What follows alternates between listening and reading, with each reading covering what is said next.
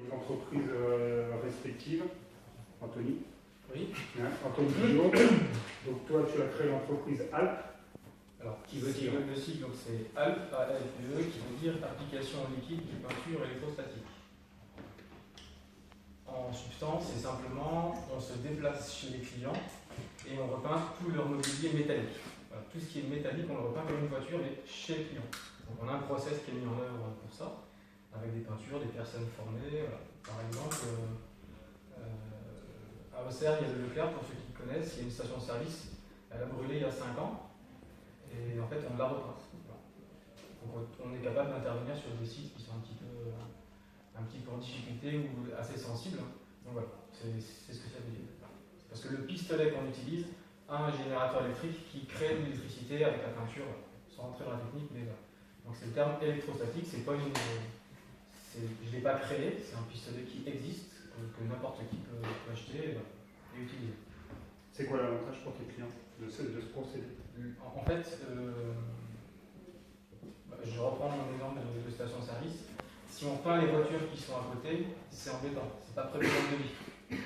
Donc, la peinture qu'on va pulvériser avec le pistolet doit être sur le plafond de la station-service, pas sur votre voiture à côté. Donc, le côté électrostatique, ça va créer comme un aimant entre la peinture qui sort et le métal. Ce qui fait que ça fume quasiment pas. Il n'y a pas de brouillard de peinture comme quand on pulvérise au pistolet. Et ça, on le décline après avec les caisses de supermarché, avec les. Et par contre, on utilise toutes les peintures ne sont pas malléables comme ça à l'électricité. Donc c'est des peintures industrielles qui sont quasiment les peintures qu'on peut trouver sur les voitures aujourd'hui. Donc il y a un coût à toutes ces choses. Géographiquement, tes clients On travaille sur toute la France. On travaille sur toute la France. Une fois par an, on fait un chantier en Europe. Parce que Internet nous fait connaître. Par exemple, au mois de décembre, on est parti travailler en Suisse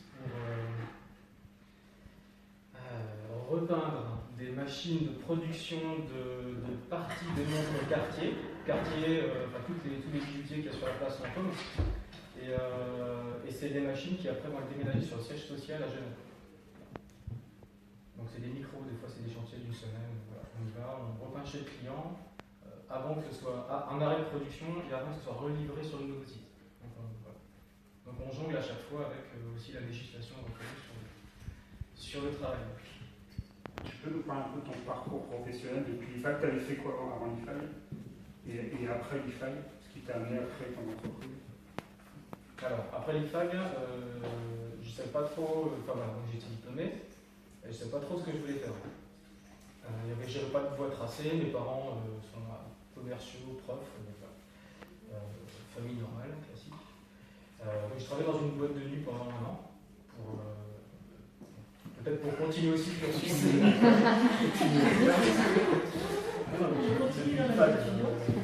Donc non mais voilà, sinon on ne dit pas, je ne pensais qu'on savait tout. Mais voilà, c'était plutôt pour couper le cordon avec la vie d'étudiant avant, et puis après je suis parti travailler vraiment. Et donc par contre, je n'avais pas de voie tracée, mais je savais que par rapport à mon caractère, j'ai toujours eu un petit peu de difficulté avec l'autorité. Alors, je suis quelqu'un de très poli, Par contre, j'aime pas qu'on me dise ce que je dois faire. Donc ça m'a valu quelques embêtements avec le directeur d'IFAG à l'époque. C'est un peu terrible. Donc voilà, j'ai eu un conseil de discipline, 2-3 trucs comme ça. Comme quoi, ça n'empêche pas de diplômer. Non, mais qu'est-ce que va faire? C'était parti, je trouve que ça fait partie aussi de une vie étudiante, c'est pas. Voilà. Et donc voilà, non, mais pour dire, c'est pour argumenter pour la suite, mais c'est vrai que j'ai. Voilà. Et d'ailleurs,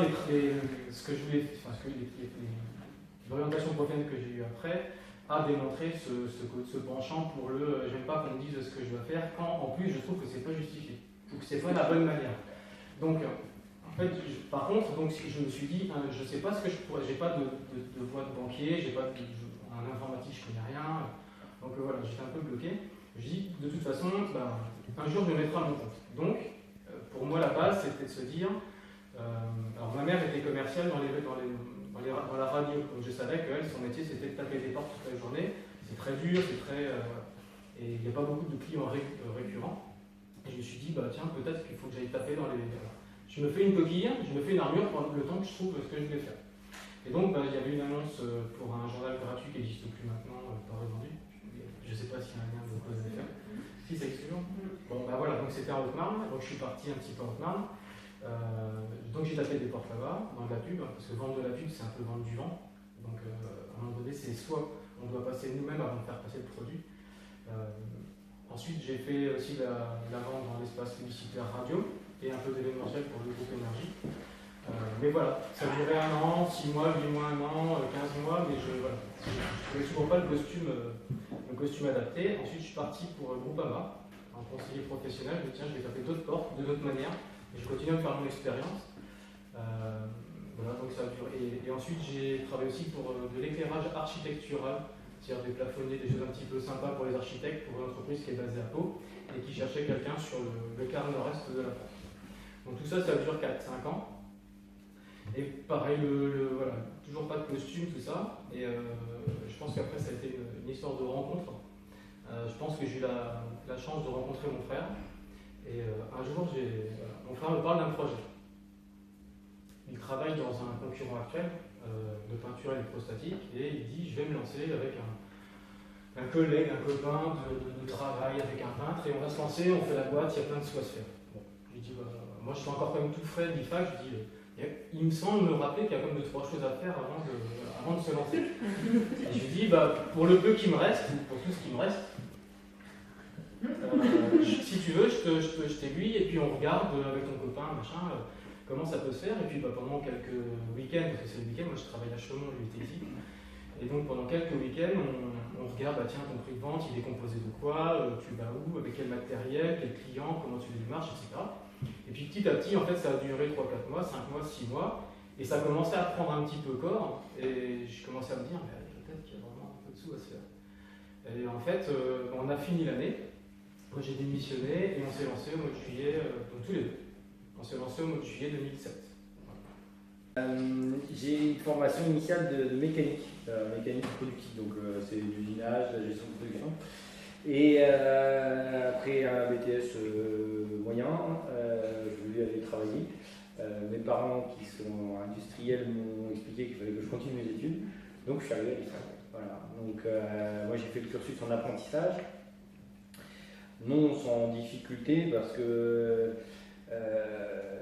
depuis tout petit, voilà, j'ai des parents qui étaient entrepreneurs, donc on m'a expliqué que je serais chef plus tard. Et j'ai eu beaucoup de mal avec l'autorité aussi, comme d'autres. Et j'ai donné ma démission au bout de 3 mois à mes parents parce que je ne les supportais plus. Donc, grâce au directeur de l'IFAC de l'époque, j'ai pu finir l'année. Je suis parti à l'étranger un petit peu pour voir ce qui se passait plus loin. Et j'ai repris en septembre de l'année suivante dans une autre entreprise où là je me suis trouvé beaucoup plus à mon aise dans la chaudronnerie et la métallurgie. Donc, on faisait de la grosse chaudronnerie, de la découpe laser, des choses comme ça. Donc je suis resté pendant 5 ans dans cette structure. Après, donc j'ai eu mon diplôme, etc. Et au bout des 5 années, je suis retourné travailler avec mes parents, parce que en fait j'aimais bien me faire mal. Mais là ça durait beaucoup plus longtemps, parce que ça durait 8 ans. Parce qu'entre temps ils avaient vendu leur structure et ils ont monté une entreprise de construction de maisons ceinture bois et de rénovation thermique. Donc je suis passé de l'industrie au bâtiment par ce biais-là. Donc j'ai appris un nouveau métier. Moi, ça n'a rien de très compliqué parce qu'en réalité ça reste toujours des mathématiques. Hein. Une fois qu'on s'est compté et faire un rectangle, c'est pas très sorcier.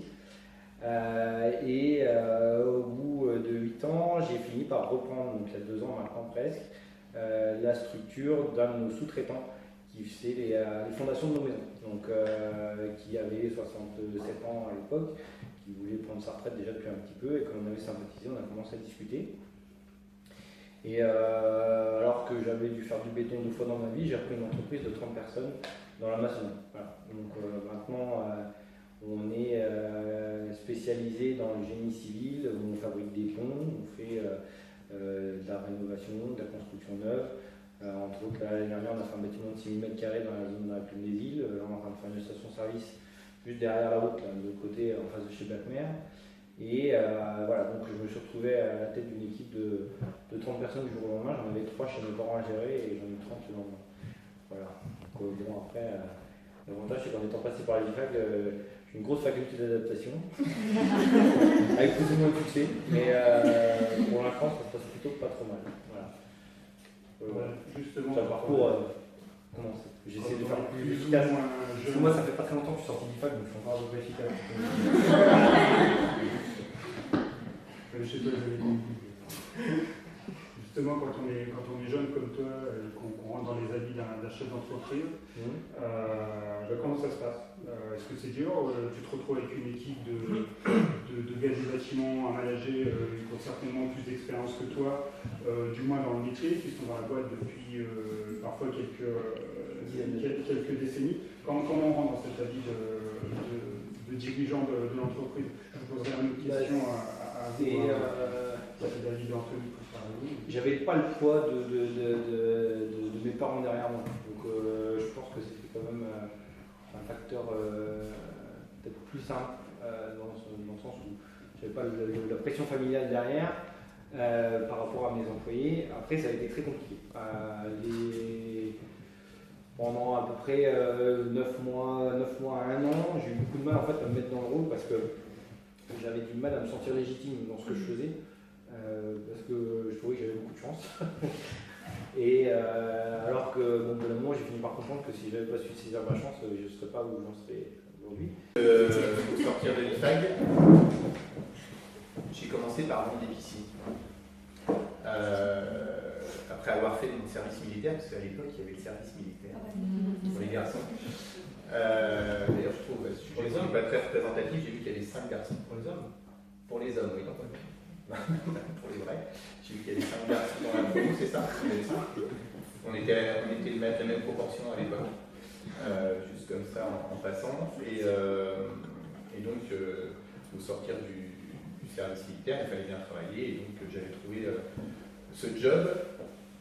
Je connaissais le directeur régional de la boîte qui vendait les piscines parce que j'avais fait un job étudiant avec le BDE d'IFAG où j'avais prospecté des adresses pour lui dans les galeries marchandes ou à la foire d'Auxerre. Donc en fait, ça s'est fait bêtement. J'ai décroché mon téléphone, j'ai dit tu cherches pas quelqu'un? Il me dit ben si.